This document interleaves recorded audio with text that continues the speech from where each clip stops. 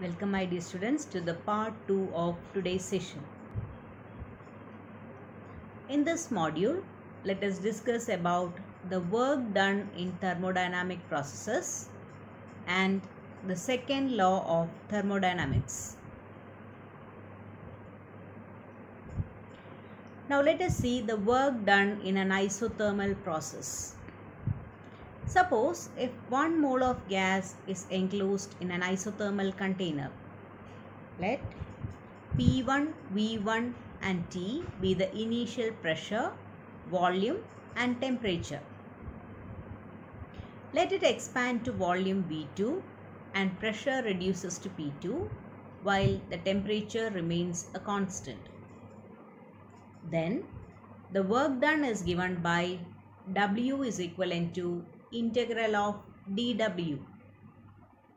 Substituting for dW as P dV, we get W is equivalent to integral P dV.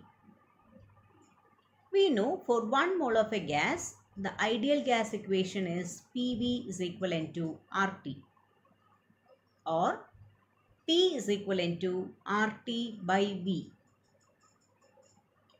Substituting for P in the equation for work done, we get W is equivalent to integral RT by V dV,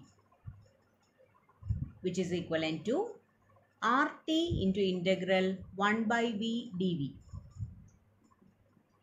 Integral of 1 by V is log V to the base E. So work done W is equivalent to RT log V. Applying the upper limit to be V2 and lower limit to be V1 for the integral, we get RT log V2 minus log V1, which can be written as W is equivalent to RT log V2 by V1. If we are converting the log to the base 10, then work done in an isothermal process, W is equivalent to 2.303 RT log log V2 by V1. Now let us see the work done in an adiabatic process. For an adiabatic change, we had studied that the equation of state is PV raised to gamma is a constant, or P is equivalent to constant K divided by V raised to gamma. So work done W is equivalent to integral V1 to V2 P dV. Now P1 V1 raised to gamma is equivalent to P2 V2 raised to gamma, which is equivalent to constant K.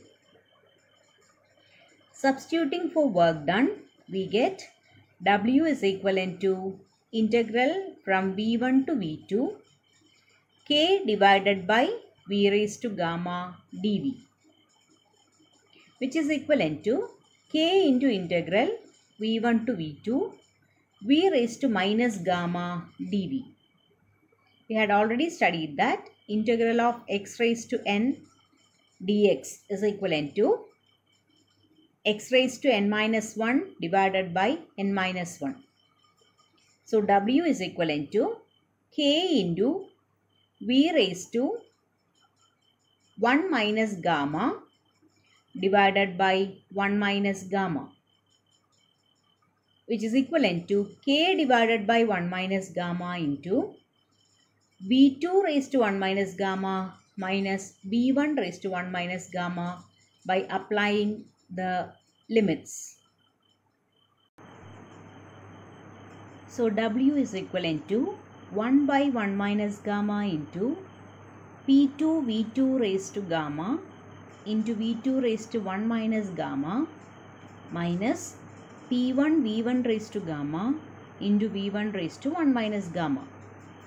Here we have substituted for K as P2 V2 raised to gamma in the first part of the equation and K as P1 V1 raised to gamma in the second part of the equation.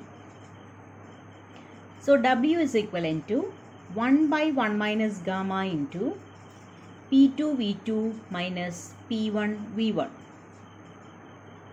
If T1 and T2 are the initial and final temperatures of the gas, then P1 V1 is equivalent to RT1 and P2 V2 is equivalent to RT2. Substituting for P1 V1 and P2 V2 in the above equation, we get work done for an adiabatic process. W is equivalent to R by 1 minus gamma into T2 minus T1.